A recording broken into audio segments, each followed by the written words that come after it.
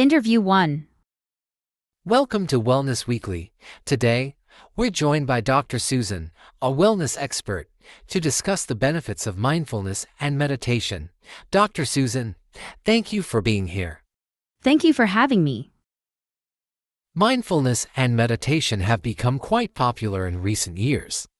Could you explain what mindfulness is and how it differs from meditation? Of course, mindfulness is the practice of being fully present and aware of what's happening in the current moment without judgment. It can be practiced in any situation, whether you're eating, walking, or working. Meditation, on the other hand, is a more structured practice where you focus your mind, often on your breath or a specific mantra, to achieve mental clarity and relaxation. While mindfulness can be done throughout the day, meditation typically involves setting aside a specific time for practice. What are some of the key benefits of practicing mindfulness and meditation?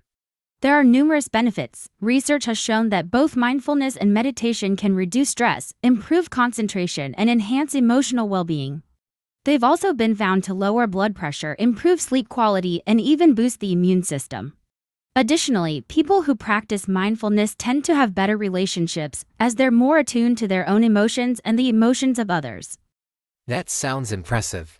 Are there any specific groups of people who can benefit more from mindfulness and meditation? Absolutely. While everyone can benefit, mindfulness and meditation are particularly helpful for people dealing with anxiety, depression, or chronic stress.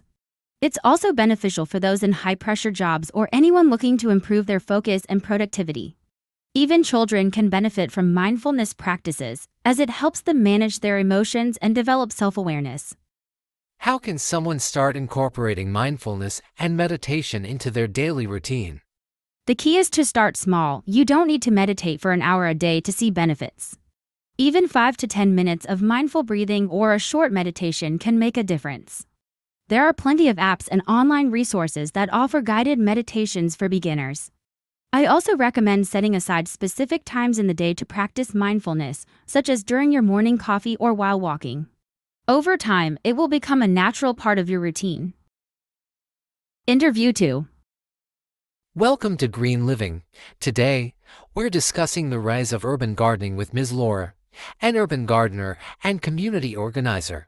Ms. Laura, thank you for joining us. It's great to be here. Thank you for having me. Urban gardening seems to be gaining popularity in cities around the world. Can you tell us what urban gardening is and why it has become so popular? Urban gardening is the practice of growing plants, including fruits, vegetables, and flowers, in urban environments, typically in small spaces like balconies, rooftops, or community gardens. It has become popular for several reasons. First, many people are looking for ways to live more sustainably, and growing your own food is a great way to reduce your carbon footprint. Urban gardening also provides access to fresh, healthy produce, which can be particularly important in areas where grocery stores are scarce. Additionally, it helps people reconnect with nature, which can be difficult in a city setting. What are some of the challenges that urban gardeners face?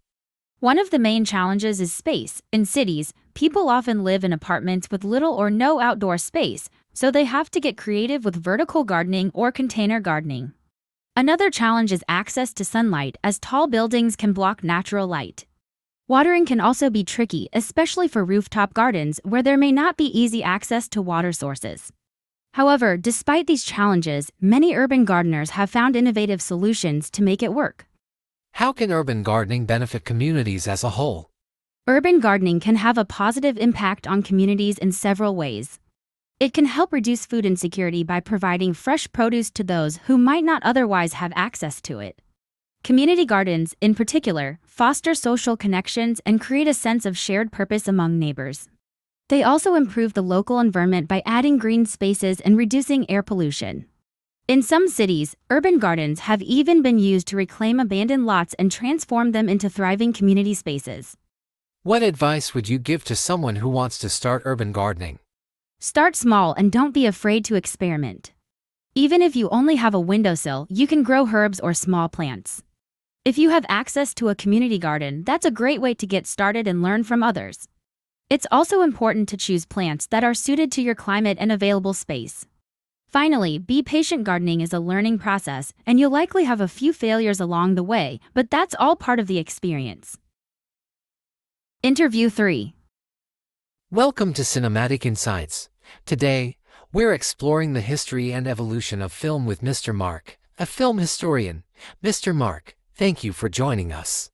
I'm excited to be here. Thanks for having me. Film has certainly changed a lot over the years. Can you take us through some of the major milestones in the history of film? Absolutely. Film began in the late 19th century with silent movies. The first films were short, black and white, and didn't have any synchronized sound.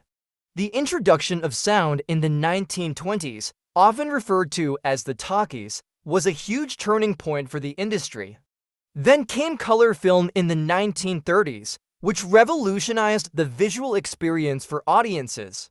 Another major milestone was the rise of special effects in the 1970s and 1980s, with movies like Star Wars pushing the boundaries of what was possible on screen.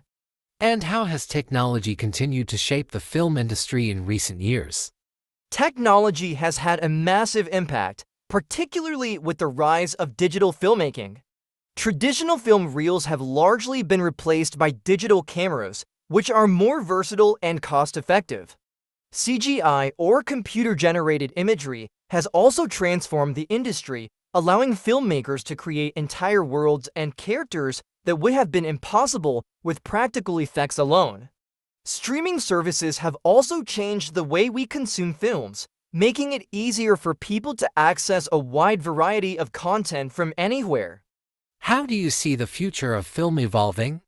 I think we'll continue to see advancements in virtual reality and augmented reality, which could change the way we experience films. These technologies allow for more immersive viewing experiences, where the audience can become part of the story.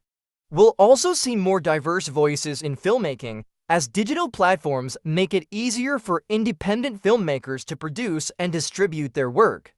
However, while technology will continue to play a big role, I believe the core of filmmaking storytelling will always remain at the heart of the industry. What advice would you give to aspiring filmmakers? The best advice I can give is to focus on the story you want to tell. Technology is a great tool, but it's the narrative that truly captivates audiences. Don't be afraid to start small. Many great filmmakers began with short films or independent projects. Finally, keep learning and experimenting with new techniques, but always stay true to your creative vision.